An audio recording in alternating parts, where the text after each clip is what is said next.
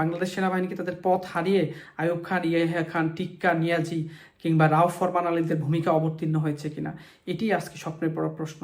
আজকে গোপালগঞ্জ গণহত্যার মূল মাস্টার মাইন্ড, মূল খলনায়ককে, সেটি আজকে বড় প্রশ্ন।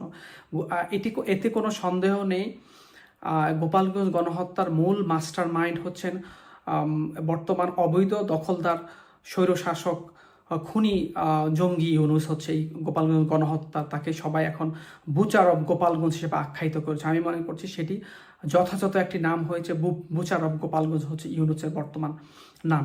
এই অবৈধ দখলদার তার যে কিংস পার্টি মব সিপি, যেটি সাংবাদিক মাসুদা বাট্টি এনসিপি, যে দলটিকে অনেকে অনেক নামে অভিহিত করে, সেটির নাম দিয়েছে মব সিপি। সারা বাংলাদেশে একটি মবের রাজত্ব কায়েম করেছে।